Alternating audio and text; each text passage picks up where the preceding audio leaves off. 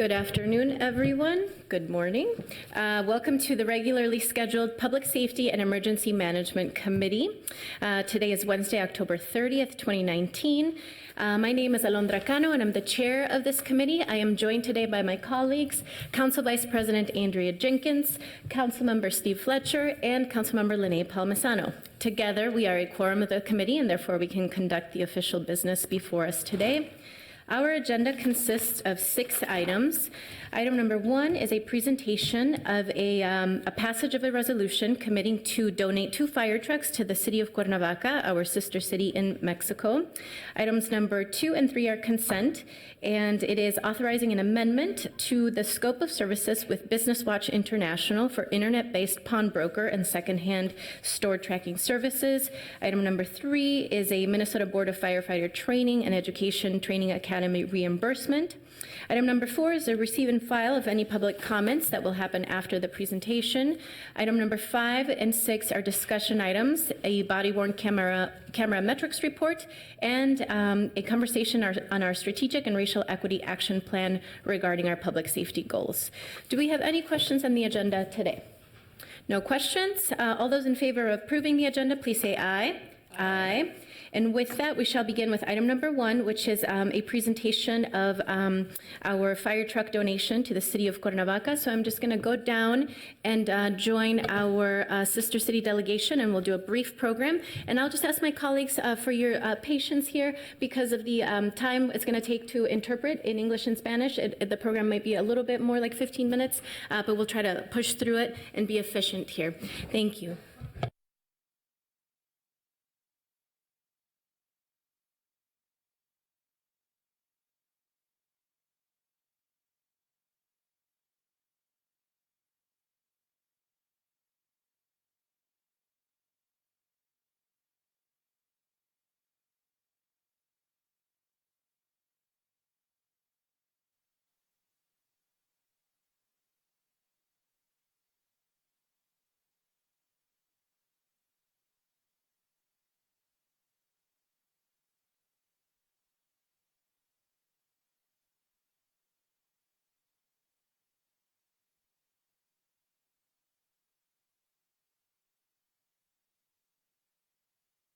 Thank you. Yep, you can stand right next to Michael so we can help with interpreting.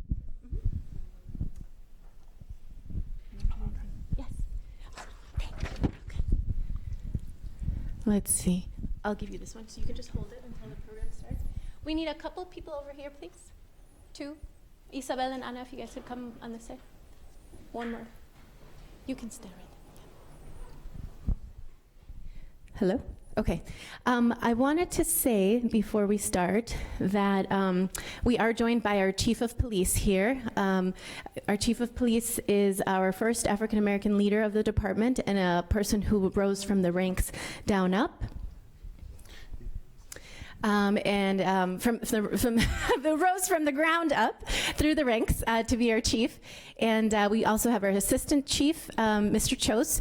Our chief's name is Medaria Arredondo, and I always thought it was a name in Spanish, but you and I have had long conversations about this. So it's really good for you all to meet him. And he leads a lot of initiatives to help young people stay motivated to do positive things in the community and to address crime and safety issues through a holistic lens, not just through enforcement, but also through health and community development. So that's one of the points of interest of the mayor of Cuernavaca is figuring out how he can better support young people to stay on the right course and try not to veer off into organized crime or other challenges. So he'll be meeting with the mayor later today, and you're welcome to join him at 10:45, both of you if you'd like. So we'll start our program with a reading of the resolution, which will be in English. And then we'll open it up to our guests to give some remarks, and our fire chief to talk about what he is doing with our sister city, and that'll be interpreted. So 1 second here. Thank you. So today we are considering a resolution to committing the City of Minneapolis to donate 2 fire trucks to Minneapolis' sister city of Cuernavaca, Mexico. Whereas, according to the Minnesota Compass Project, the Minnesota Latino population has grown from 54,000 in 1990 to 271,000 in 2013, and today, 1 in every 20 Minnesota residents identifies as Latino. And whereas 40,000 Latinos call Minneapolis home, with the Mexican community standing as the largest immigrant group in our state, whereas in the early 1990s, Mexican business owners, many of them from the state of Morelos, had a strong vision for Minneapolis, and through their dedicated investment and perseverance, revitalized one of our major commercial corridors known as Lake Street. Whereas in 2008, the City of Minneapolis passed a resolution agreeing to enter into a sister city relationship with Cuernavaca, Mexico. Whereas in April of 2019, the mayor of Cuernavaca, Mr. Antonio Villalobos, made a formal request to the City of Minneapolis to seek a donation of 2 fire trucks for the City of Cuernavaca. And whereas a donation of this kind is consistent with the city values of equity, safety, and stewardship, and the public purpose to which we all endeavor to uphold. And whereas the financial implications of the donation are minimal to the City of Minneapolis and the benefits to Cuernavaca are profound. And whereas this donation will help us to further affirm our connection and commitment with our sister city of Cuernavaca, Mexico, and will allow them to address issues that are fundamental to the health and safety of their city. And whereas the City of Minneapolis has supported similar donations to its sister city of Eldoret, Kenya, and Bosaso, Somalia, and whereas the City of Minneapolis does not incur transportation costs, tariffs, taxes, or other fees associated with the delivery of these donations. Now therefore be it resolved by the City Council of the City of Minneapolis that the City of Minneapolis hereby donates 2 fire trucks to our sister city of Cuernavaca, Morelos, Mexico, to support Mexican firefighters and strengthen their community's vitality and resiliency. Be it further resolved that the City of Minneapolis will work in partnership with the Minneapolis-Cuernavaca Sister City Association, Meet Minneapolis, the City of Cuernavaca, and Fundación Comunidad to establish an efficient, safe, and successful delivery of the donations in the year 2020. So with that, I will open up the floor to Cuernavaca Mayor Villalobos so he can share some remarks, and then we will hear from City Council Member Cesar Salgado, and then go from there. Muchísimas gracias. Thank you very much. El hecho de que se le haya considerado a Cuernavaca The fact that the consideration has been done to Cuernavaca en esta oportunidad de in contar con this estos opportunity equipos to have with this type of equipment y de dignificar el trabajo de and to aquellos que dignify those that work resguardan la vida de and toda una save comunidad lives of all of our community de of 395,000 habitantes. 390,000 residents, Y entre estos habitantes, and between these residents, las familias de the families of los hermanos hispanos brothers, Hispanic nacidos brothers, en Morelos born in the state of Morelos, que residen en that now esta ciudad de reside Minneapolis. in this city of Minneapolis. Para nosotros será To us, de gran orgullo it will be of grand magnitude and honor. y tendremos And we will conjuntamente que decidir el nombre de estas we will unidades, jointly have to share the naming rights of these 2 units, porque debe de ser de gran orgullo para because ustedes, it must be of great honor for you as well, como se deben de sentir en este momento, as how you feel right now, de estar resguardando a un hermano to be pequeño helping a younger brother que está en crecimiento that is growing, y que de alguna manera son vitaminas that it's metaphorically like vitamins las que recibimos that we are receiving para crecer y desarrollarnos to como grow ustedes lo están haciendo. like you are doing today. Les agradecemos infinitamente We thank you infinitively este trabajo que realizan the en work that you conjunto are doing con aquellos que se in preocupan conjunction with those that worry about, porque los que estén aquí estén tranquilos because for those that are here are de que los que están allá Okay. están resguardados. knowing that the people back home, their family members, are safe. Gracias, Thank you. reitero, I a este reiterate cabildo to a this esta administración council member, this administration, por considerar for a Cuernavaca. considering the city of Cuernavaca. Muchísimas gracias. Thank you very much.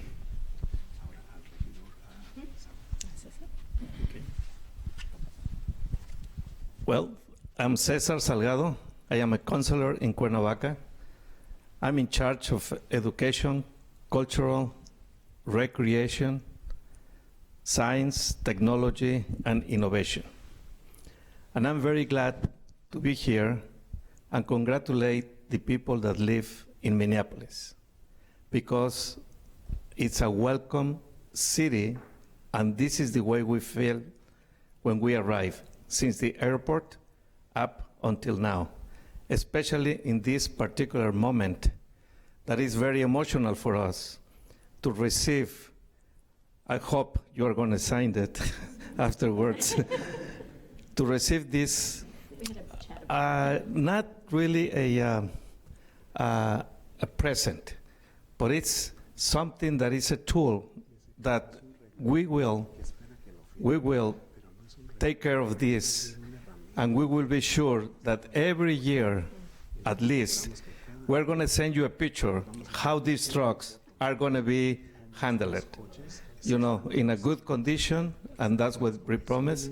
But that's going to help us, because we don't have anything with the leather to have people, you know, if it's in a 5-story or more, to save them. This is going to help us so much. I don't know how to say thank you more than in English, Spanish, or any language, that the appreciation of this signature that you are going to do. And really, I feel like a brother to Minneapolis. And let me tell you, coming to Minneapolis on Delta Airlines is faster than going to Chicago. Thank you very much. Your PSA. We'll hear from Ana Columba, who's the president of our Sister City Association locally, and then we'll have the fire chief say a couple of words. Muchas gracias a todos por estar aquí esta mañana. Thank you for being here this morning. Queremos agradecerle I'd like to al thank comité que vino de To the Morelos, committee that came here from the state of Morelos. pero especialmente también queremos But agradecerles a especially ustedes por estar thank you aquí all for being here this morning. y que se pueda hacer And ese sueño also realidad, make this dream come true. de que ellos puedan obtener That 2 they can camiones de have these bomberos, fire trucks, porque como ciudades because hermanas, as sister cities, ese es uno de los trabajos que tenemos que hacer. this is one of the Ayudarnos tasks unos that we a have to otros. do to help each other. Y estamos aquí como And we are comunidad here as a de community Morelos from Morelos para trabajar junto con ustedes to y work viceversa. closely with you and vice versa. Thank you. Fire chief. Good morning, and thank you. I'd like to welcome the delegation from Cuernavaca. It's our honor and privilege to have you here. I welcome you. You know, you hang around long enough in the fire service. I remember when the 2 vehicles that we were going to donate to Cuernavaca, I was here when we bought them new. You know, and the best part about the Sister City program, it allows us an opportunity for those vehicles to serve the city of Minneapolis very, very well. And at the end of their life, now we can repurpose them and donate them through the Sister City program so they can continue to serve the community of Cuernavaca as well as they serve the city of Minneapolis. So it's an honor for us. It's a privilege. Again, I'd like to welcome the mayor and the delegation. I wish you the best and look forward to conversations to find some of the future help we can also assist you with in the future going forward. Even though we're separated by borders, the challenges that brother and sister firefighters have are still the same. Thank you.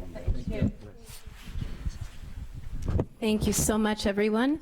And what we're holding up here, just for the visual aspect here, one of the reasons why our sister city delegation came this year is because we are, as an international community of Mexican people here and at home, wherever abroad, whichever country you call home, is that it's the 100 years of remembrance of the life and legacy of Mexican revolutionary hero Emiliano Zapata.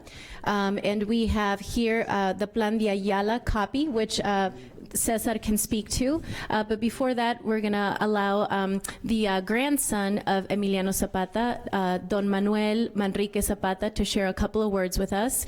And this is very, very significant for people of Mexican origin and descent because Emiliano Zapata is akin to MLK in the U.S. I mean, he was a leader who fought for the dignity and human rights of back then what I guess you could call folks who were indentured servants to the large landholders that monopolized a lot of the resources in Mexico, and he really inspired indigenous Mexican people to stand up for themselves, to ask for, demand more rights, and that laid the foundation of many of the benefits that Mexican people have today, such as access to free healthcare, education, and a lot of other opportunities. And so we have one of our thought leaders here for the country, in flesh and blood here, the descendant of one of the most important voices in Mexican history. And so Don Manuel can share a couple of words with us,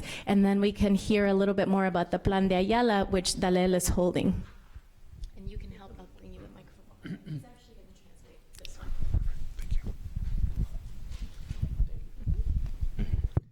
Buenos días Good morning a todos ustedes. to everybody.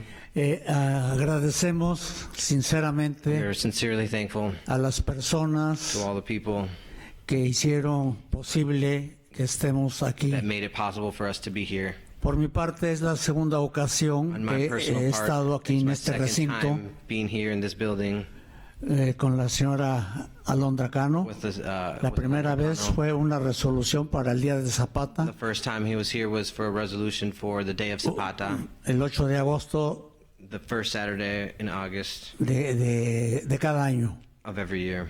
Lo firmó el ayuntamiento y los concejales. They was signed by the council members. Ya el presidente Villalobos The mayor Villalobos y su gente de allá de Cuernavaca and his delegates from Cuernavaca han manifestado las inquietudes y las necesidades have voiced the needs que tiene su ciudad. that his city has. No digo nuestra, sino su ciudad, Not porque pues yo our vivo city, en but otra his ciudad, city. yo vivo en Cuautla. Because he lives in a different town. Estas necesidades ya han sido These needs have been estudiadas, studied han presentado proyectos and they have presented projects pues para que en un futuro, so that in the ya future sea inmediato it can be immediate o mediato, or instant, tengan una posible solución have a possibility Para- for a solution para el bienestar for the de well-being toda la ciudad of the whole city, capital del estado de Capital. Morelos. of Morelos. Pues por el apellido y por la identidad, For the name, pues his identity, francamente Frankly, represento a todo he el estado de represents the Morelos. state of Morelos. Ellos vienen por su ciudad, que They es come from the Cuernavaca, city of y Cuernavaca, nosotros and por we come por todo el estado de for the whole Morelos. state of Morelos. Allá en Morelos hay There in Morelos, there is una ruta famosa a very famous route que se llama Ruta de Zapata. called Zapata Route.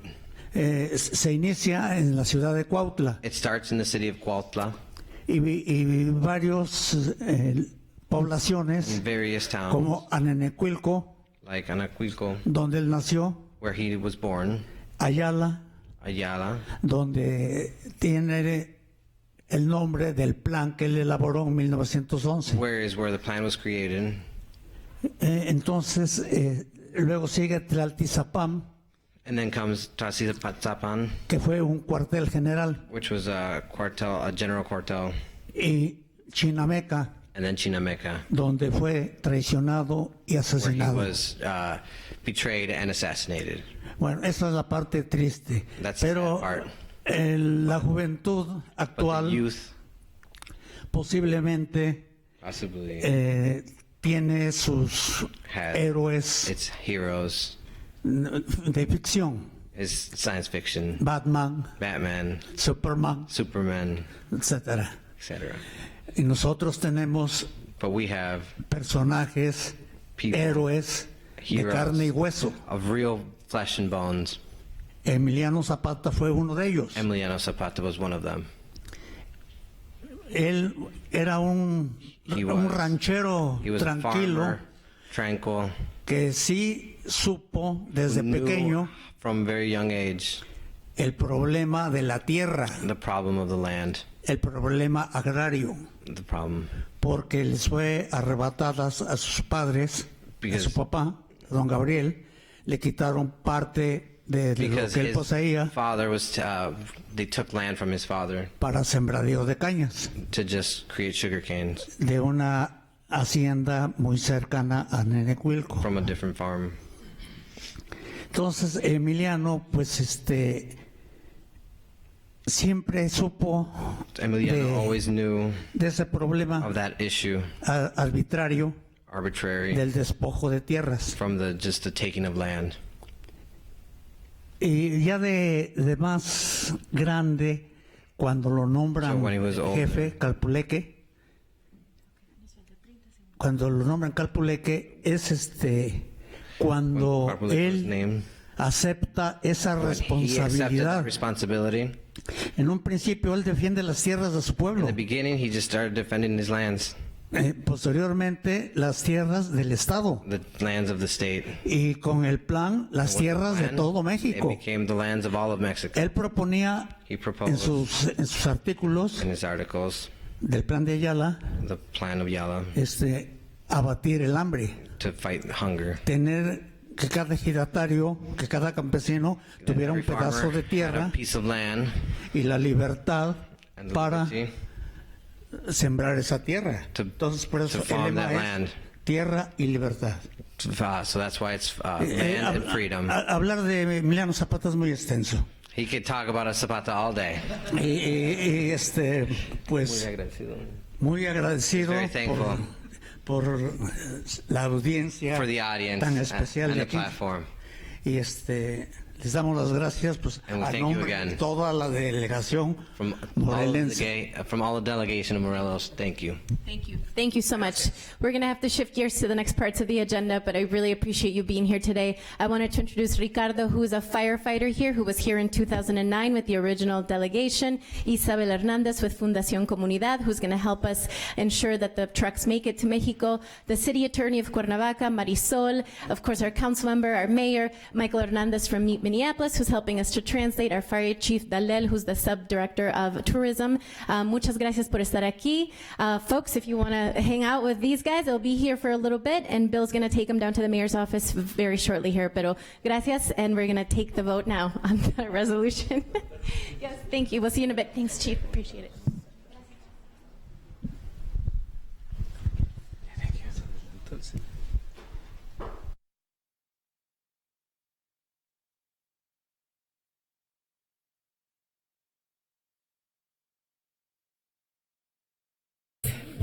All right, so item number 1, I'm going to go ahead and move an amendment forward to the resolution. So you should have the underlined copy in front of you, which is the one that I read.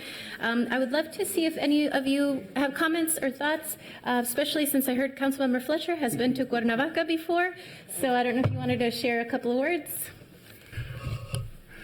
I'd be delighted to. For those of you who don't know, Cuernavaca is a spectacular city. It is in the mountains just outside of Mexico City, and it is really known as a center for art. I was lucky enough to study there, 12 years ago, and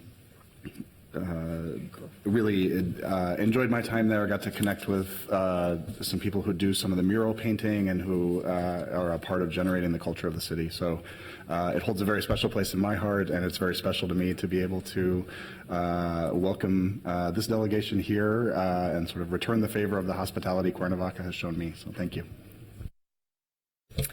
Thank you, council members. So with no other questions or comments, all those in favor of approving the passage of a resolution? Oh, Council Vice President Jenkins. Thank you, Madam Chair. You know, I would just add my welcome to the leadership and the residents of Cuernavaca. Really just am proud that this relationship exists. I think it adds culture and vitality to the city of Minneapolis, and I hope that this gift of the fire trucks will add safety to the community of Cuernavaca. So welcome. Councilmember Palmisano. Thank you, Madam Chair. Well, if we're all talking, we're all talking. I just want to share how excited I am to have you here today. Neighbors who I've come to run with have studied there too. There is a lot of transnational community there between Cuernavaca and Minneapolis. There's local small business owners here who really make our community so wonderful, who are here for some particular reason, perhaps because he has a connection to Cuernavaca, as well as so many students I've had an opportunity to coach over the years that come from the Morelos region. I'm grateful. I'm texting some of them asking if they know of this connection with the Minneapolis Foundation and a way to further some of their roots and knowledge of Morelos. So I look forward to that in the future. Thanks so much for doing this. Thank you, Councilmember Palmisano. I did want to note that we are joined by two other special people here in the room. Hector, if you can wave. Hector Ruiz is the owner of a few restaurants in Minneapolis. You probably know Café Ena. And so Hector is the proud son of two of our prominent Mexican immigrant leaders in Minneapolis who come from Morelos.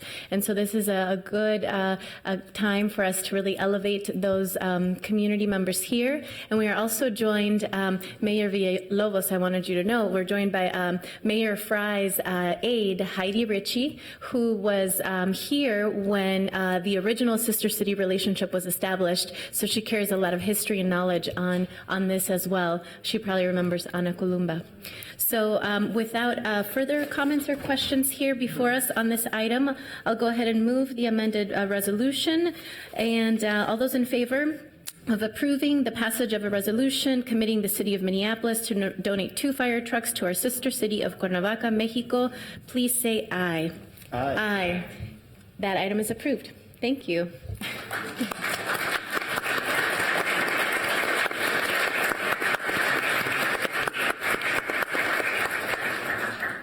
Let's go ahead and approve the consent items here. Items number 2 and 3, which is a contract amendment with the Business Watch International for internet-based pawnbroker and secondhand store tracking services. Item number 3 is a Minnesota Board of Firefighter Training and Education Training Academy reimbursement. No questions on these 2 items. All those in favor of approving the consent agenda, please say aye. Aye. And now, if we have any folks who are here for a public comment period, we typically give folks 2 minutes, and you can go ahead and take the dais. Do we have anybody that signed up? We have some. Okay, I don't have that list in front of me, but happy to just invite folks up here.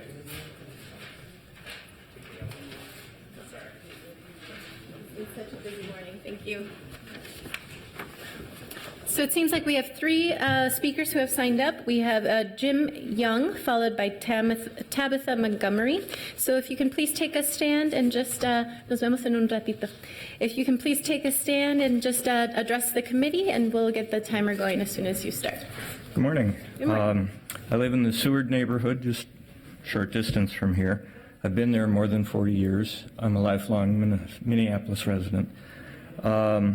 Last year, we hosted in the Seward neighborhood the Navigation Center for people from the homeless encampment. This year, and since last year, we've seen a dramatic spike in crime in our neighborhood. We had a meeting about a week ago, public meeting with several representatives from the city and from social service agencies. And they talked about what was happening. They talked about the 70% increase in larceny, 50% increase in some of the other crimes in the area. So what we're seeing on a day-to-day basis is an increase in crime. And people, it ranges from, bike thefts, going through cars. What we didn't talk about, and what didn't come out at all at the public meeting, was what the city was doing about this. They said, we have crime issues, but they didn't say anything about, are we going to approve a bigger budget for police? Are the police going to take active measures, new programs to address these issues. So I'm very concerned about this. My long-term residence there, I've never seen it this bad. And so I came here to ask, what's the city doing? So just wanted to clarify that during the public comment period, we're not allowed to enter into a dialogue. We're just here to receive your comment. Okay. Thank you. Tabitha Montgomery, followed by Mike Johnson.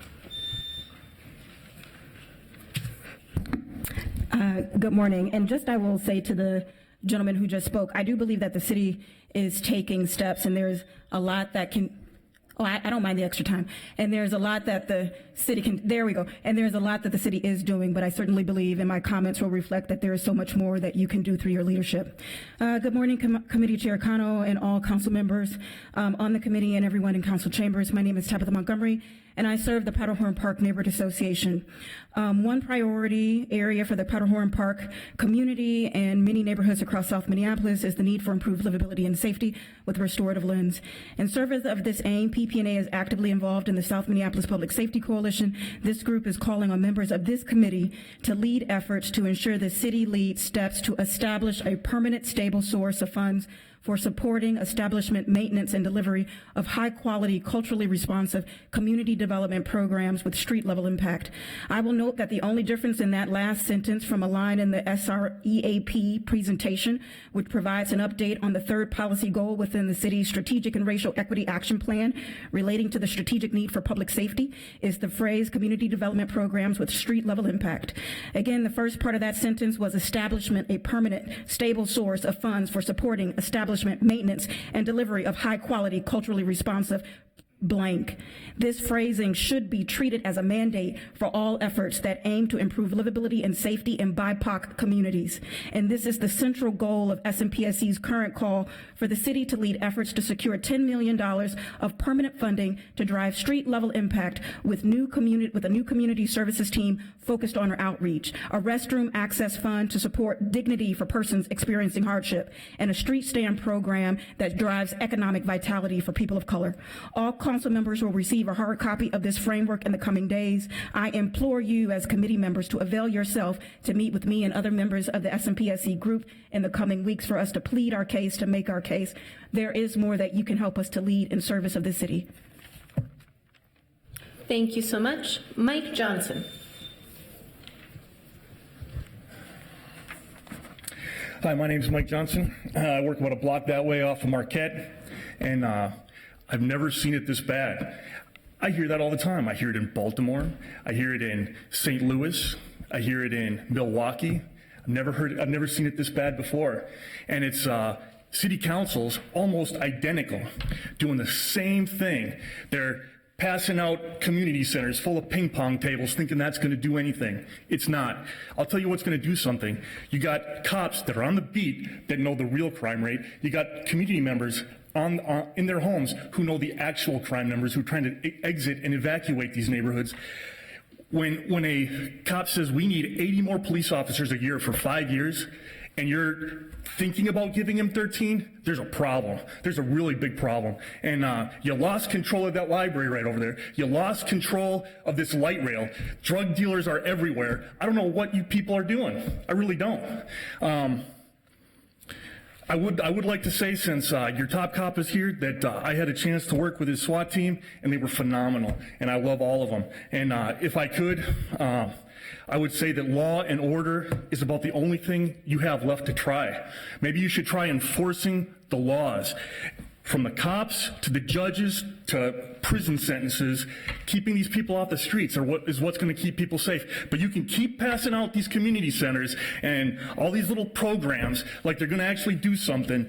It's extortion. People, I'm going to behave bad so I get more stuff. Are you kidding me right now? This is ridiculous. Last time I checked, this is America. We're a first world nation. We shouldn't be having this crap out here. So that's all I have. Thank you. Do we have any other registered speakers or anybody else? One more? Okay. Please come on up.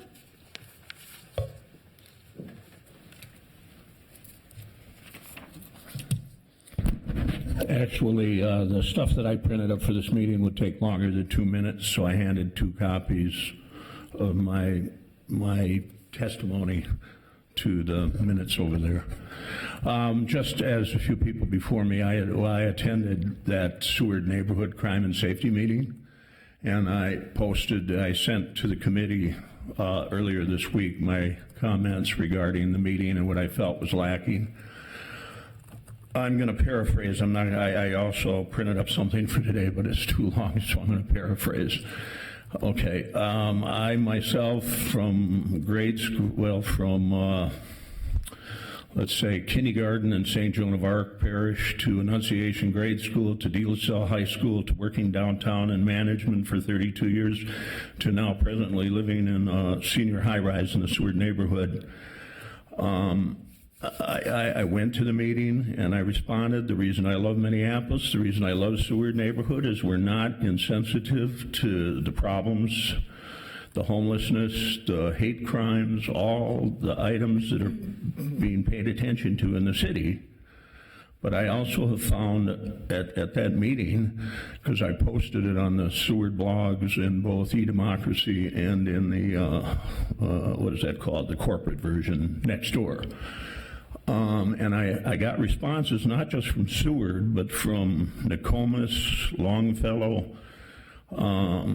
Cedar Riverside, Corcoran, well, Powderhorn, a multitude of neighborhoods of longtime residents who I consider my neighbors that have lived here, like I've spent over 60 years in South Minneapolis, moving from neighborhood to neighborhood. And my fear is, I live here because we are a progressive neighborhood, because we care about the homelessness, because we hear about, I live here because that's my community. What I am finding at that last meeting is there's nobody paying attention to those people that are victims of the crimes, and they're being told, we're working on it with all the people that are being taken care of in all the other districts, but I don't see solutions for the longtime residents that are victims to the crime that I see occurring in my neighborhood. Thank you. Thank you. My time's up. Yes, I appreciate. Well, I'm just speaking on behalf of the Cooperage, the senior high-rise I live in, and I told them I would be here, and that's why I'm here. Thank you. I hope somebody's listening. Appreciate your time. We are listening because of the way that the public comment period is structured. We're not allowed to respond, so I know that it sometimes comes off as like we don't care, but we're taking notes. Many of us actually send emails during this time to have staff follow up on things. So I appreciate you all coming to let us know your perceptions and your experiences.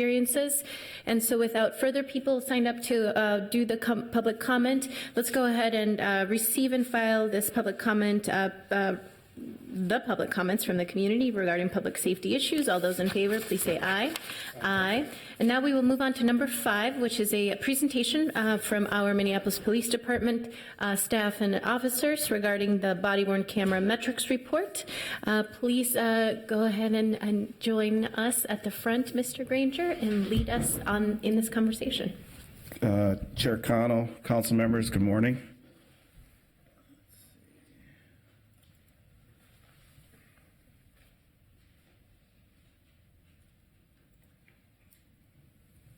Okay, Commander Chris Granger here from Minneapolis Police Department. I work in the Administrative Services Division. And I have your Q3 body-worn camera metrics report this morning. So we'll start off with some metrics on recorded videos department-wide. Then we'll get into some activation metrics for the department and the precincts. And then we'll cover the audit activity for Q3, which included a review of completed case number category audits. We also completed activation audits and completed our random sample video review of 25 officers. And then lastly, I'll cover next steps. So for Q3 in July, we recorded just over 65,000 videos. In August, almost 64,000. And in September, just over 63,000 videos. The next slides represent a comparison by percentage of the overall or specific CAT events that required activation of the body-worn camera and the individual patrol officers who were equipped with the body-worn camera and responded to the incidents. The percentages are going to be by month. But before I get into those, I just wanted to cover our overall average for quarter 3 is again at 95%. We were at 95% last quarter as well. So our overall CAT events that required camera activation, in July we're at 95, August 95 again, and then September 94%. And then here we have this broken down by precinct. Precinct 1 ranged from 92 to 94%, Precinct 2, 95 to 92%, Precinct 3, 95 to 94%, Precinct 4, 93 to 94%, and Precinct 5, 96 to 95%. I have listed there some metrics for where we are. I always like to provide you a snapshot of where we are when I give the presentation. Those numbers I anticipate will increase. Historically, they usually do. Since this is partial month data, we still wait for all of the uploads to be completed, and then these numbers also improve due to our auditing efforts too. Corrections are made with case numbers and categories in evidence.com, and then we have an actual count or as close to that as we can get. For traffic stops for quarter 3, in July we're at 96%, August 96%, and in September at 95%. For suspicious person calls, 94% for July, August 93%, September 92%, and then currently at 88%. Again, I expect that number to improve somewhat, but I also recognize that's an area that we need to do some improvement on. Unknown trouble calls in July, 95%, in August 93%, and in September 94%. The first part of the quarter, we spent reviewing our case number and category audits. We reviewed about 668 of those. Those were missing categories, incorrect or missing case numbers. And then we also created activation audits.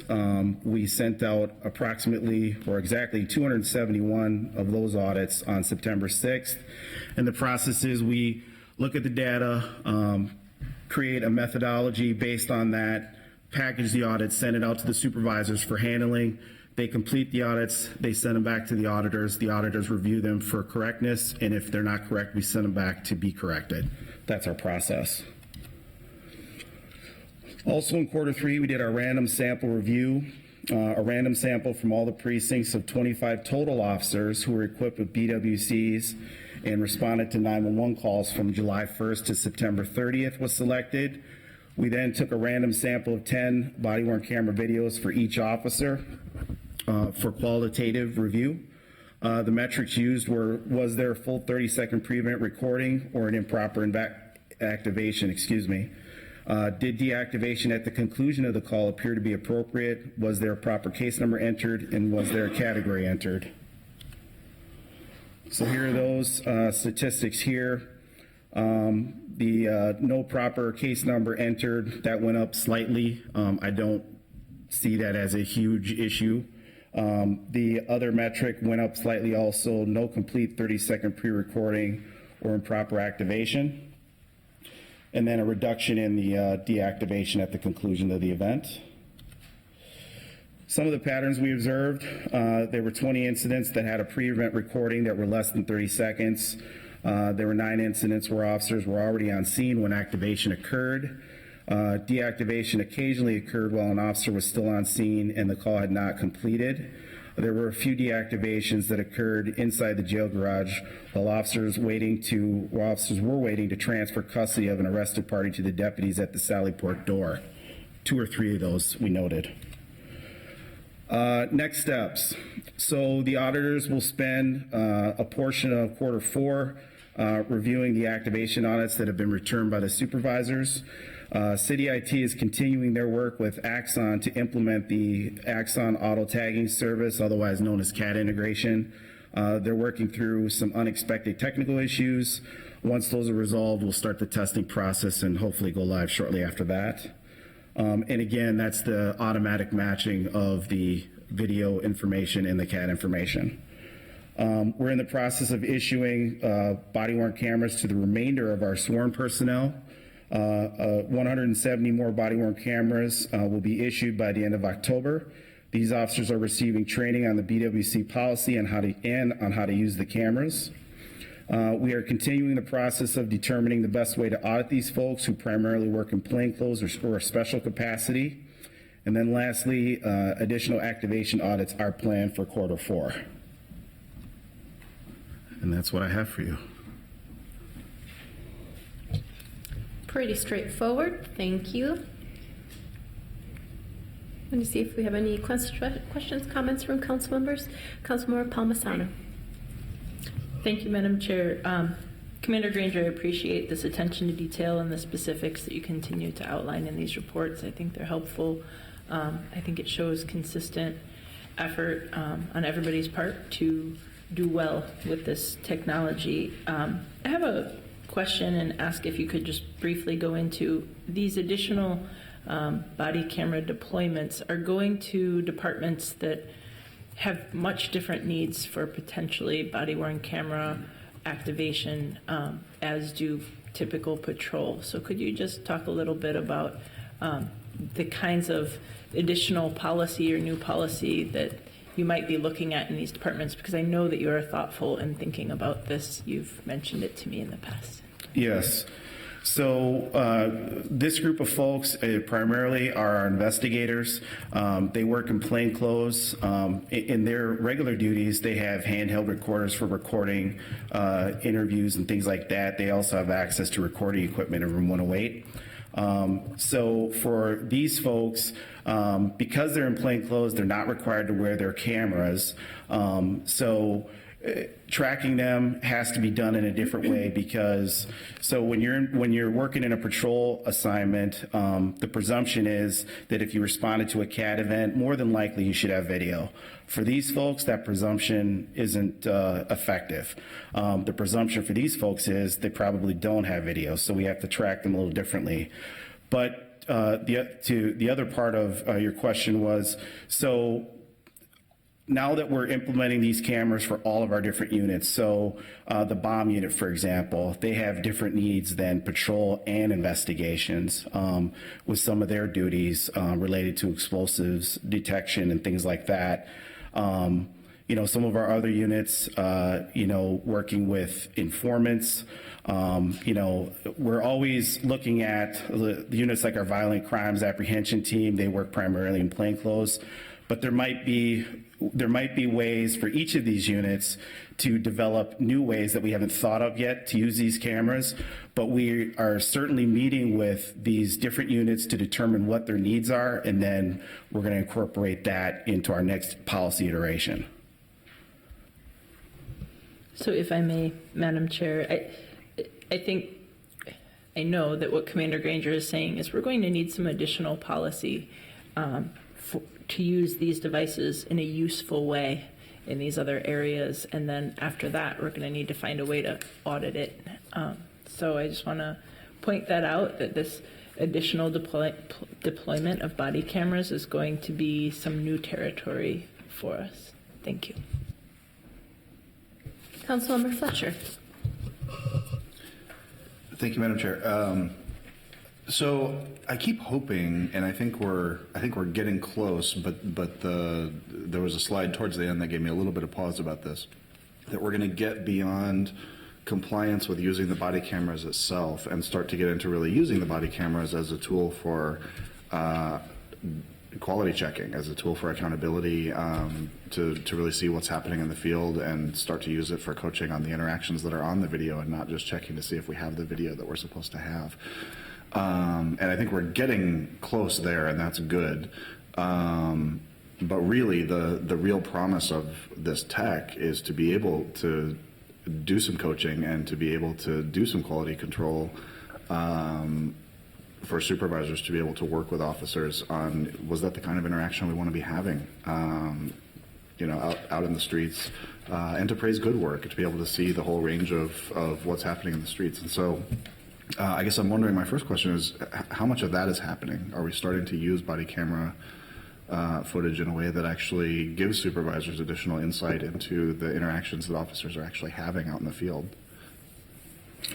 Well, I can tell you that, so for example, Internal Affairs and OPCR, they utilize the body-worn cameras and do that kind of review in their process. The supervisors in doing the activation audits would probably do this on a limited view in their travels to complete the activation audits, and then would be addressing issues like that. And if there were egregious behavior that they encountered, that of course would have to be referred to Internal Affairs. As far as additional reviews, so the information that we get out of these reviews, we forward this summary information to the inspectors, and anything that we would find that would be egregious, we would also make those referrals to. The plan is to do exactly what you're saying. We just haven't been able to get to it yet. We're getting to a point now where we need to be with labeling, especially with the CAD integration. That's going to help. Then I think we're getting to where we need to be with activation. Now the next phase is exactly that. So the plan going forward, and I also forgot to mention, as part of any force review, supervisors have to review videos for that as well. That's already happening. But in addition to that, our plan is to prescribe a certain number of videos each month that supervisors, sergeants, and lieutenants would review exactly for evaluating those interactions. So yes, it's in the plan. We're getting there, but I'll tell you, I mean, we have 2 auditors now. We're reaching almost 800 cameras. So, I mean, I don't want to, that's an important piece, and we're absolutely headed there, but I also don't want to neglect the other piece of this too, which has been, a significant amount of activity up to this point. So, but we're going to do both. Yep, absolutely. And can you go back to the slide towards the end that showed where the results of the audit sample?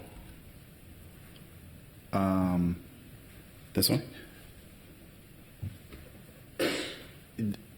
I think the one maybe before or after that. Hold on. Sorry, you're moving so fast. Patterns. I think that's what I was looking for. Okay. Yeah, looking at the patterns. So I guess I just want to make sure that we pause for a second and think about how many of these are actually important. I think, one of the things that happens with body cameras, I mean, obviously if they start a little bit late and there's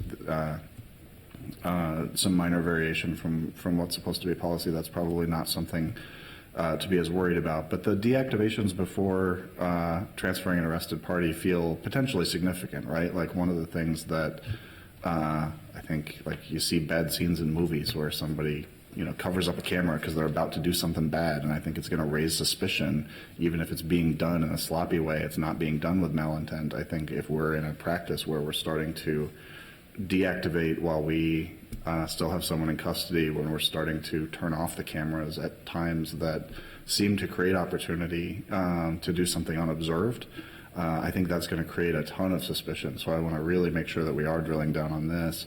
These are all counted, so in the 95% that were compliant, right, in terms of the way that we generate stats about was there an activation and did it get correct, and all of those things. Yep. So when we talk about 95%, we're still seeing some deactivations that probably shouldn't have happened when calls aren't completed, when there's still activity going on. We are. What corrective action are you taking around that? Because I think that really is something that opens us up to at least accusations of impropriety. So I want to make sure we're being very thoughtful about it. So a couple of things. So our plan going forward is to communicate this directly to the officers, to let them know that, to remind them of, the activation requirements and the deactivation requirements, but also reaching out to the supervisors directly on the individual items that we're seeing to give them that feedback and make sure that they deactivate appropriately going forward. Councilmember Palmisano. Thank you, Madam Chair.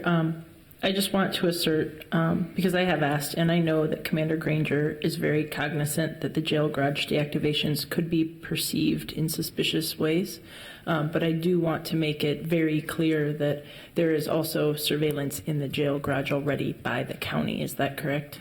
Yeah, that's my understanding, is that there are cameras in the garage, and my belief is that some of these, and like I said, we only had 2 or 3 of these, and my belief is there may be some level of comfort comfort by the officers that, the garage is under surveillance to begin with, but that's not our policy. So we'll make sure that people understand that even though there might be cameras that capture whatever, you still need to have your camera on until you transfer custody at the Sally Port door, which is our policy.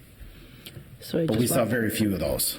I just want to make that really clear that there isn't necessarily dark space here in the transfer of somebody into the jail. That there is, while it's a different jurisdiction, there is footage of these events. And also I know that Commander Granger has already talked about how he might communicate that better in the future. Wonderful. All right, I'm not seeing any more questions or comments. So with that, I thank you for your diligent work on this. And we've seen some dramatic improvements over time with your leadership and perseverance on this topic. So keep going and feel free to lean on us for help and support. Thank you. Thank you. So let's go ahead and approve the, where's my agenda? Thank you. I will go ahead and move approval to receive and file a report regarding the police department's body-worn camera metrics and statistics from the third quarter of 2019. All those in favor, please say aye. Aye. Thank you. And that motion moves forward. And now we have a presentation from our city leaders here, Gretchen Musicant, the Commissioner of our Health Department, and our Chief of Police, Mr. Madaria Arredondo, and we will hear on what you are working on regarding our public safety goal in the Strategic and Racial Equity Action Plan. Take it away. Thank you, Madam Chair. The Chief and I are the co-process owners of this priority, and so I will be presenting some information, and then the Chief will present some additional information in the midst of it, and of course we're both here to answer questions. Again, I'm Gretchen Musicant, the Commissioner of Health for the City of Minneapolis. I'd also like to, as I start out, thank staff from the Youth Coordinating Board who, along with staff from the Office of Violence Prevention, helped to put this presentation together.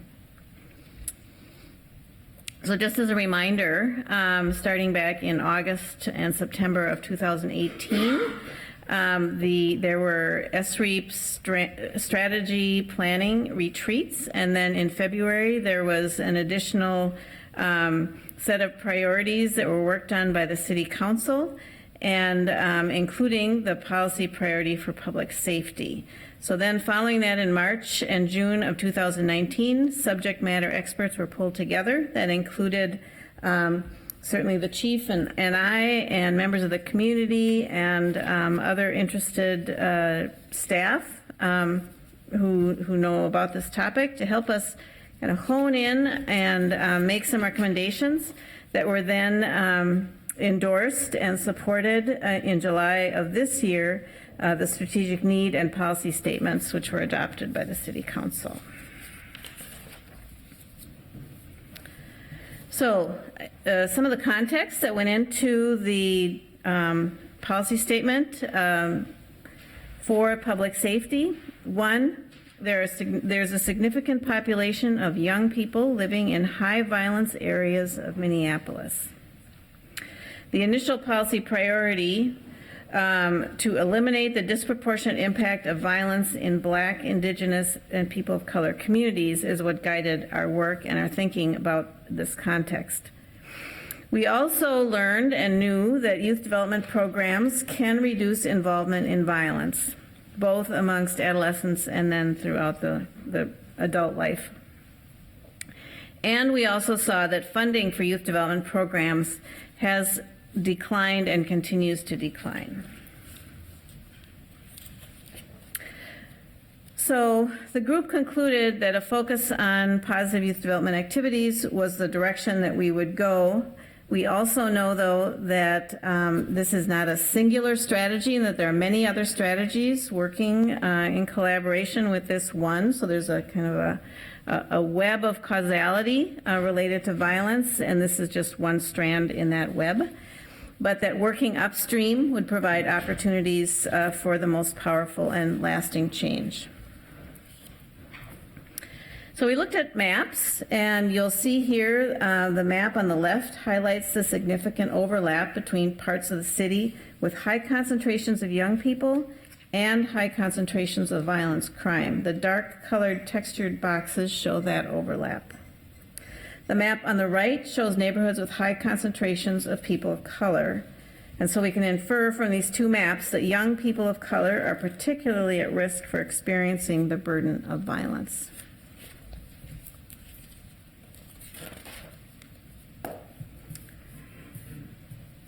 So in terms of what difference would youth development programming make, or can it make? There's a deep literature, peer-reviewed literature, that research that supports the idea that the presence of protective factors can lead to substantial reductions in involvement in violence, even for young people who have significant risk factors for involvement with violence. Locally here, the Wilder Foundation has done some social return on investment, and found that for every dollar invested in mentoring, which is one of these positive youth development approaches, $2.72 can be saved, almost $3, 3-to-1 savings. And youth intervention programs return even more than that, almost $5 for every dollar invested.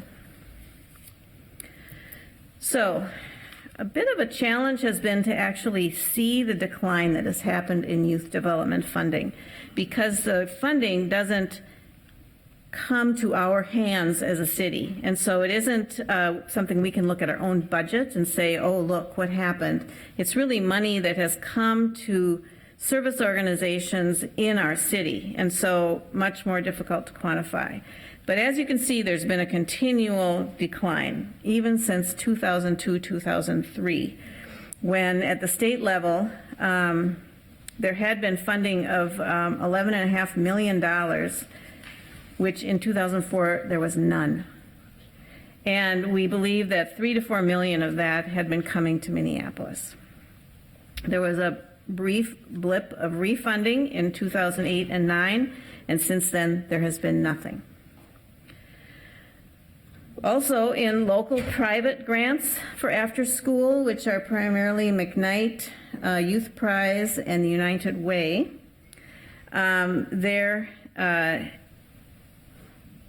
had been a distribution of nearly $16 million, most of that in the metro area, and Minneapolis was a significant recipient of those dollars. In 2018, the same funders gave out about $4 million. So again, a massive reduction. At the federal level, federal 21st Century Community Learning Center grants, in 2019, no Minneapolis-funded programs were awarded in this recent cohort, which represents approximately $2 million of funding, an additional $2 million of funding lost to Minneapolis youth.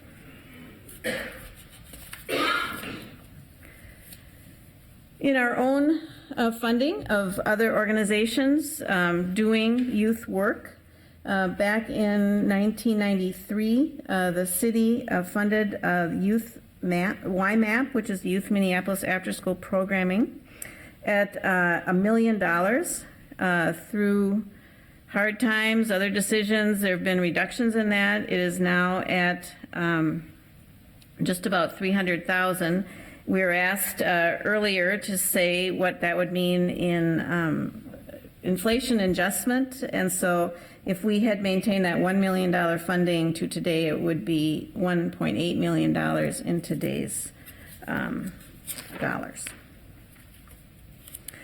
So through those work groups over the summer, and this is the statements that were adopted by City Council, but I'm just going to read them to you.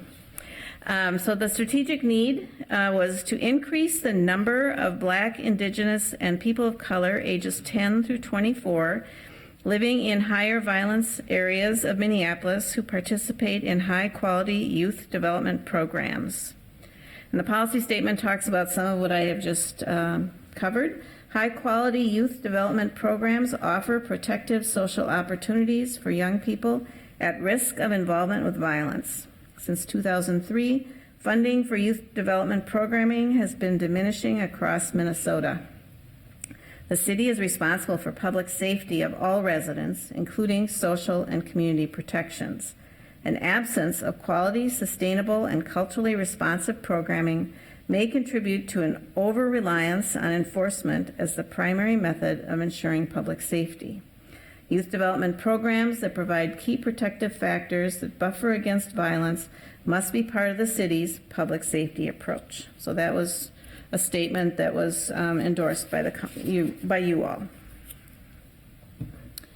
Additionally, the work groups were asked to identify metrics of urgency and vital few projects. And so the metrics of urgency are those leading process metrics that we will look at to see if we're making some progress. And the first one is the number and percent of high-quality, culturally responsive youth development programs that are serving Black, Indigenous, and people of color, ages 10 to 24, in high-violence areas in Minneapolis. The capacity to do this type of measurement well is also one of the challenges that face us, and I'll talk a little bit more about that. The second metric of urgency is the number and percent of Black, Indigenous, and people of color participants in each high-quality, culturally responsive youth development program. And so the vital few projects then are: one, establishing a permanent, stable source of funding for supporting establishment, maintenance, and delivery of high-quality, culturally responsive youth development programs; and secondly, implementing a system to monitor and report the existence of and participation in programs in Minneapolis by neighborhood. So the potential next steps, we're both looking at some of the process needs we have to do and the vital few projects. So we need to come to some closure on just what we mean by a couple of the terms we're using: high violence and high quality and culturally responsive youth development. And we also need to establish this permanent, stable source of funding and to implement the system of monitoring. So in terms of the definitions, we've got some things to work with. Already we used some definitional capacity to give you the maps that we gave you, and so we think that building on those and checking in with some of our partners, we can come back to you probably in the early winter and get some endorsement from you in terms of what our definition will be for that. Also, the definition of high quality and culture responsive youth development. We have Ignite After School, which is a Minnesota organization. They have a definition. We can then take that through the Youth Coordinating Board, the Youth Congress, make sure that it makes sense for us and bring that back to you as well. In terms of establishing a permanent, stable source of funds for supporting these youth development programs, we have laid some foundation as a city. One, in the comprehensive plan that was just adopted, it does say it addresses the importance of equitable access to youth programming. We have something in our city legislative agenda platform supporting state funding of this type of programming. We have the current YMAP programming that I outlined for you. We have an organization called the Youth Cabinet, where we pull together representatives from departments across the enterprise to think about youth and how can we do our work in support of young people. And of course, we have the Youth Coordinating Board, which is a multi-jurisdictional board, which the city is a member of. In addition to that, we have over the years developed a number of youth-oriented initiatives, which are good and important and insufficient nonetheless to fill in this massive funding gap.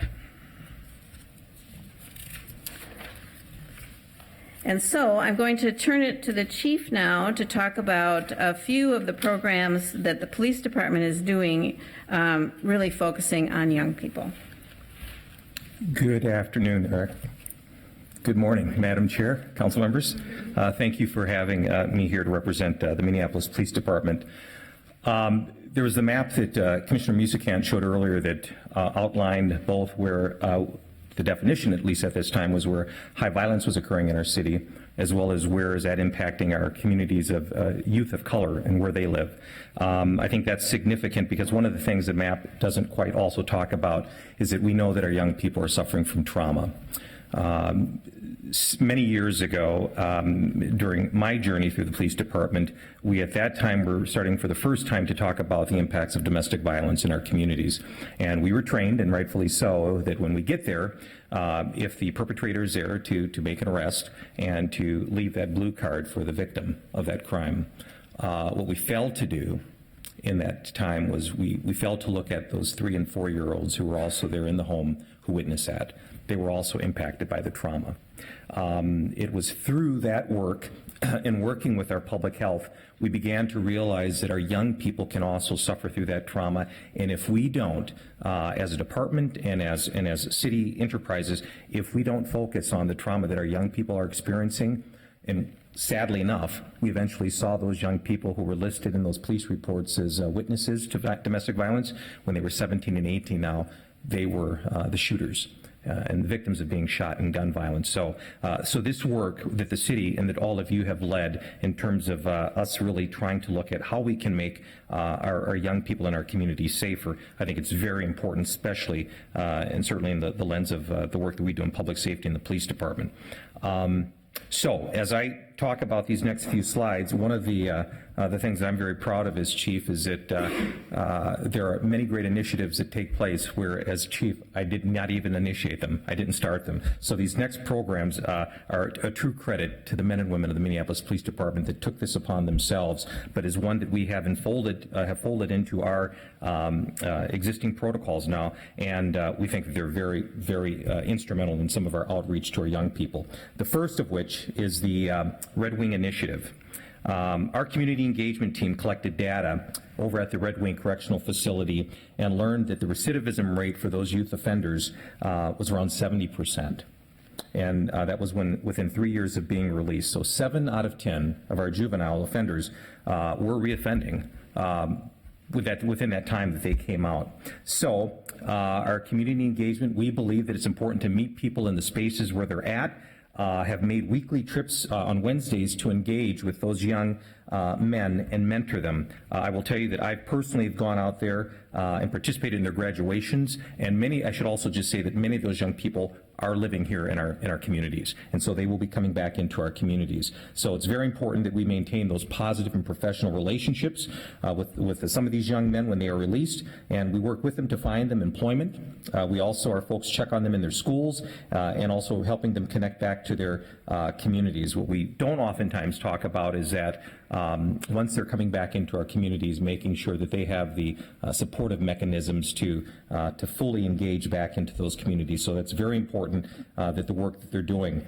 Also just want to note that in 2009, earlier this year, the Mpd Community Engagement team won the President's Award from the Minnesota Corrections Association for their work with the Department of Corrections and the positive impact they have had in the lives of these young men. Another just exemplary program that I am certainly proud to boast is our Little Earth Mentorship program. I don't want to discredit the names, so I'll try to pronounce this right, but the indigenous name is Ashki Iwikawag Mino Bemadazi, which translates into the Ojibwe language, meaning of young women leading a good life. Officers Colleen Sambi and Cheryl Goodman took on this program on their own several years ago, reaching out specifically to our young girls in the Little Earth community, young Native girls, and really it's about empowering them in terms of their overall wellness, incorporating some of the indigenous Native cultural aspects of spirituality, health, and positive mentorship. I will tell you that it was a very sobering moment for me in terms of the leadership of our folks, particularly the two officers, Sonby and Goodman, in this. A couple of years ago, they pulled me aside and said, "Chief, can we talk to you about this program that we're doing?" And I said, "Absolutely." So they said, "You know, we're we've been reaching out to our young girls at Little Earth, and they said we just recently found out there was a young child over at Little Earth who was suffering from a very serious disease, medical disease, and his mother, living in Little Earth, had to basically hawk her car to take care of some of the child's needs. They, on their own, purchased ground beef and taco meat. They did a taco cell, and the monies raised for that, they gave that check to the mom so that she could eventually get a car so that she could take care of her child. Again, I note that because no one told them to do that. And all they wanted was just a little bit of support in recognizing the fact that they're working over there tirelessly every day to uplift those girls. So they're engaged with them. They're taking them on trips. They're taking them to see colleges, activities within the community.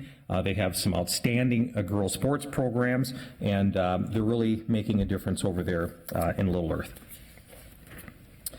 And many of you, I know, are all aware of our Officer Kirchen, our Bike Cops for Kids, a citywide initiative and program that focuses not only giving our young people bike helmets and water bottles and snacks and icebreakers, but that program has also evolved over the last decade, where when communities have suffered a significant violent occurrence in those communities, Officer Kirchen and members of the CET, Community Engagement Team, will also go into those neighborhoods to try to provide some health and reassurance and support, also recognizing the trauma that neighborhood's been impacted by.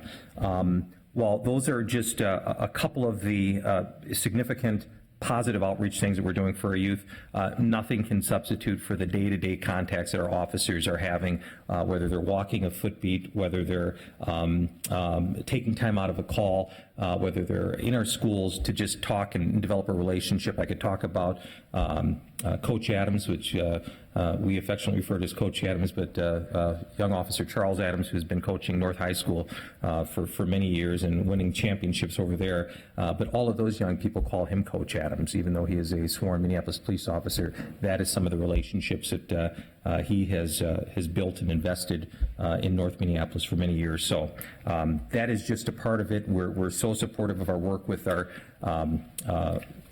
public health, and we'll continue that work. And so we are, again, glad to be a part of the city enterprise to look at how we can better the lives of our young people in our city.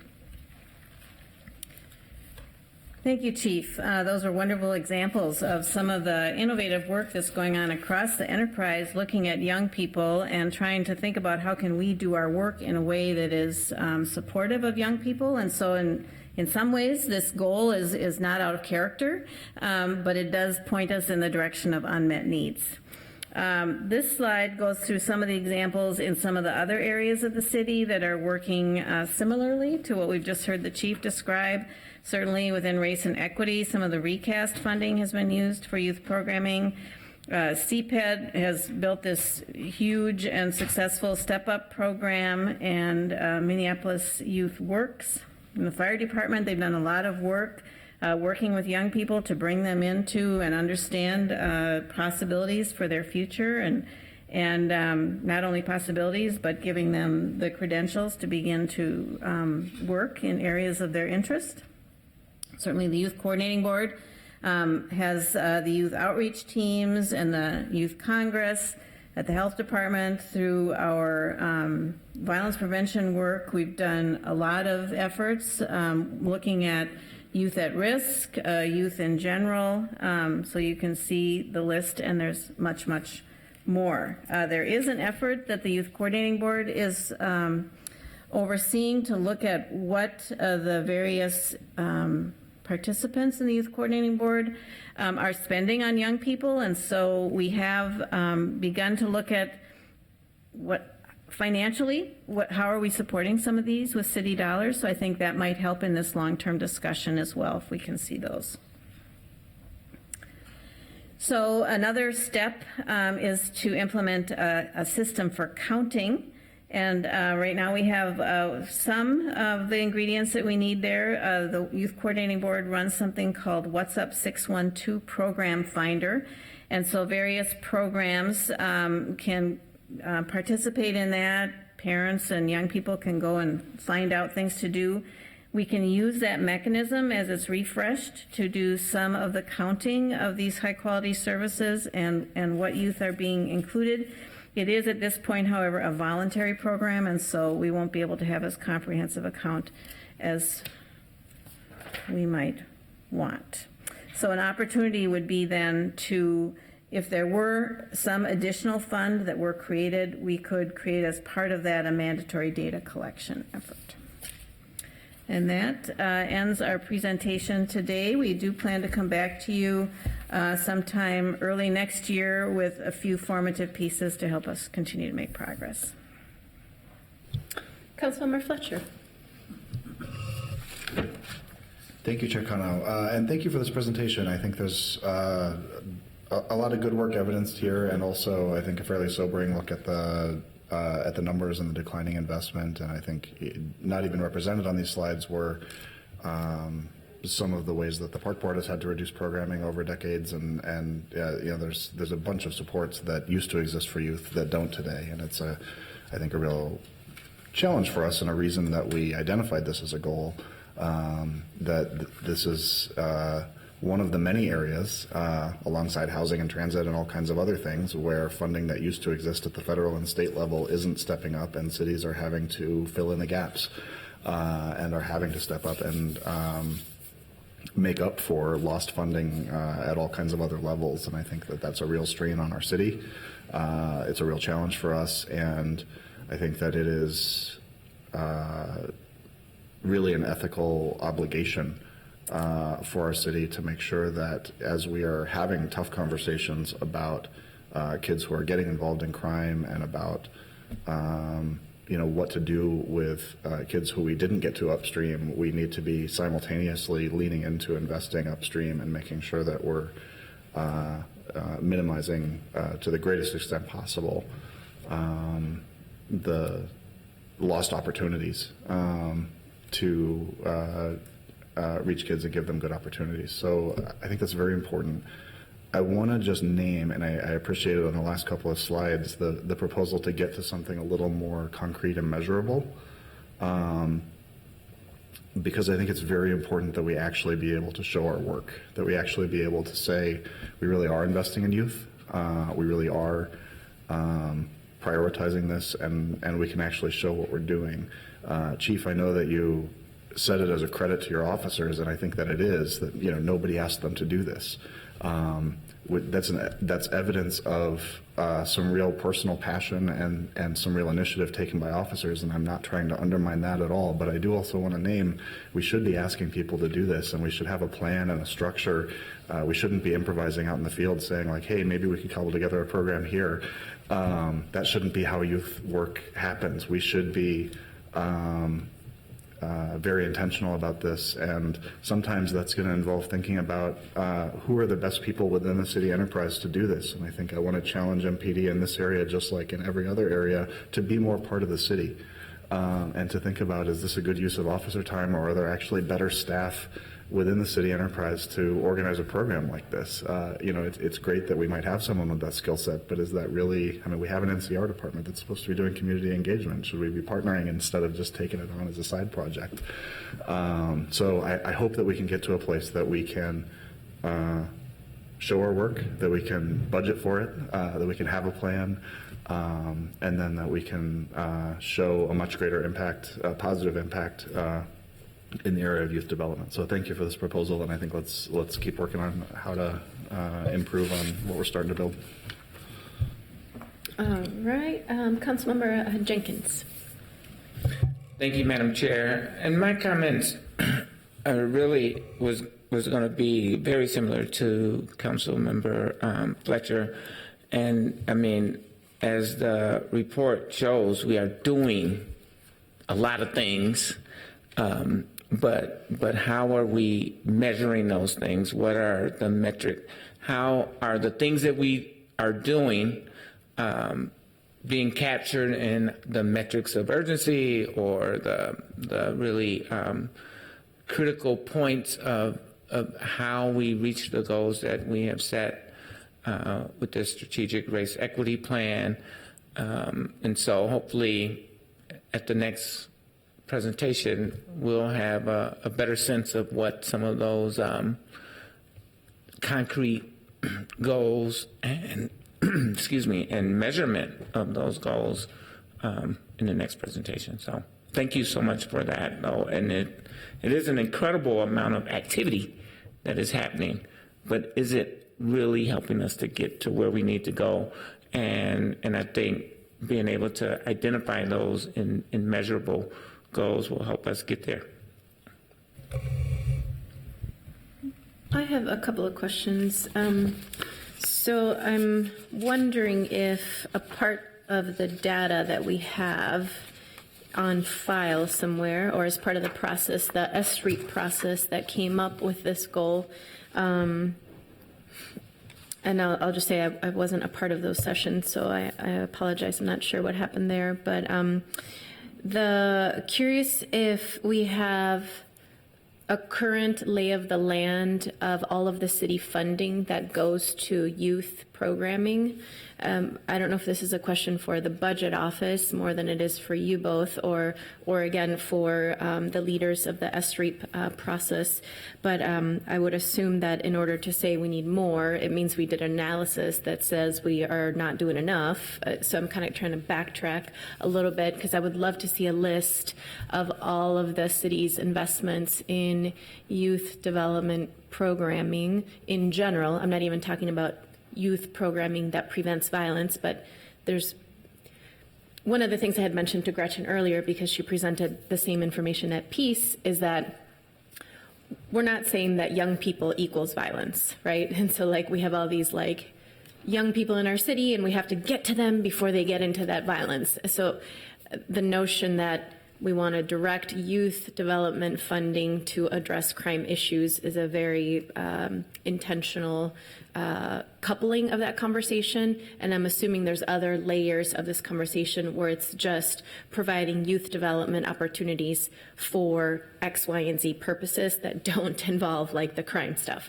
So I would love to understand more about where the city currently, maybe over the last 3 years, has invested monies in youth development programming in general, and then zero in on the resources that have been more dedicated towards crime prevention strategies or have been presented as such.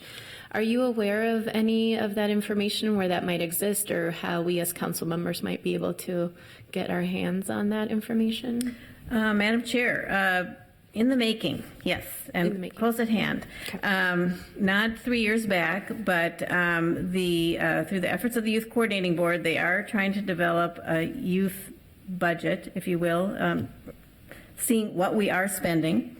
And as I mentioned, the 4 jurisdictions in the Youth Coordinating Board, the city, the county, the park board, and the school board, are being asked to look at their budgets. As a city, we stepped up first, and so we actually have completed that. I think there's some hesitancy in releasing it without the context of the others in their contribution, such as the parks. But there is that information. Our finance department helped us pull it together. Departments came forward and said, here's what we spend on young people. I don't believe that it's detailed enough at this point for us to say what of it is specifically around violence prevention or not, but I think even to be able to say this is what we're spending on young people across the enterprise will be quite powerful. So that is virtually in our hands to use. I haven't seen it myself, but it exists. There was a second part of your question that I felt like I had an answer for. You answered that one. So how can we get that? Here's the second part of the answer. Another piece on the mid and long-term work plan of the Office of Violence Prevention is to do a similar look at what are people spending on violence prevention across the enterprise. And so that, coupled with that children's budget, I think will help us answer the kinds of questions that you asked. And who could get us a copy of the first item? We could go to Andrew Groot at the Youth Coordinating Board. I'm not sure if Mark Ruff and the Finance Department helped do it. They might have it as well. Okay, and that was done recently? Yes. That was part of this process. Okay. Yes. And then could you go back to one of the slides? It was one of the very kind of first-ish slides. One more. That one. Yep. So just curious, the strategic need is stated as increasing the number of people who, I'm kind of just condensing all of the data in the middle to participate in high quality youth development programs. Is there a reason why it wasn't stated as increase the number of youth development program opportunities? Because I'm thinking, okay, if that's our goal, to just get more numbers in there, and we're identifying that there's no opportunities to plug them into, I'm just curious why it was stated in this way versus saying we want to create more opportunities. Madam Chair, I think that's a hidden component of making that a successful statement is we need more opportunities, but we don't just want opportunities and not having the kids that we're talking about participating in them. So yes, it will require more opportunities, and then knowing about if those opportunities are really connecting with the young people that we are trying to focus on. Okay. The last question I have is, do we have currently an assessment of the programs that we do, that we invest in, that we either directly run ourselves or that we hire other third parties to roll out for us using city resources, that shows us which programs are more successful than others in reaching those metrics? Because I'm assuming we have to choose what strategies we invest in and which ones we don't. And I know we have bike cops for kids, and we have PALs, and the city has invested in PALs pretty significantly over time. We also have, your department runs, I think, a few youth serving groups, and some of them have, like the recast dollars have given us some murals, both in City Hall and throughout the city. And so I'm just curious if we've done an assessment to say, okay, we've funded 100 strategies over the last 5 years to help young people stay out of trouble, and here are the top 20 that really do yield good results and work, or do we not have a handle on that kind of? Madam Chair, I believe there's a strong body of literature that would help us describe what a quality program is.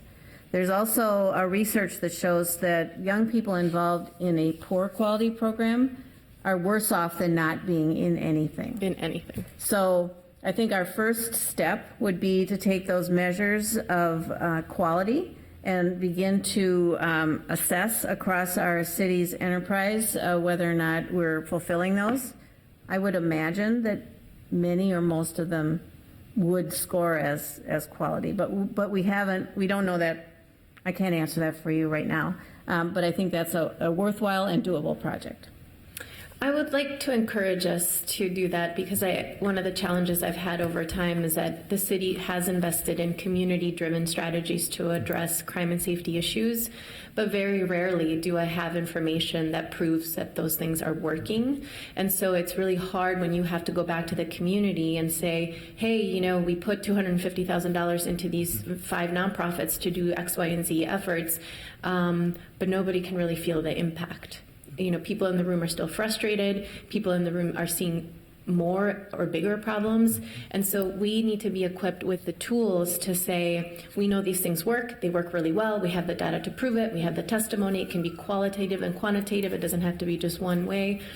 So I think that in order for us to continue to build the rationale to make these types of investments, we need better data and communicate that data with our residents. My last comment is a comment, and it's about, can you go to the slide that talks about the state funding, where since 2009, state funding has been zero or null to youth development projects. And so I just encourage us as a body of elected officials to figure out how we hold other jurisdictions accountable, because I share similar concerns as the vice chair of this committee here, Councilmember Fletcher, where the city, because of our accessibility and our on-the-ground work, folks really lean hard on us to solve all of the problems that are very complex, such as the opioid crisis, and that are very, very expensive to fix.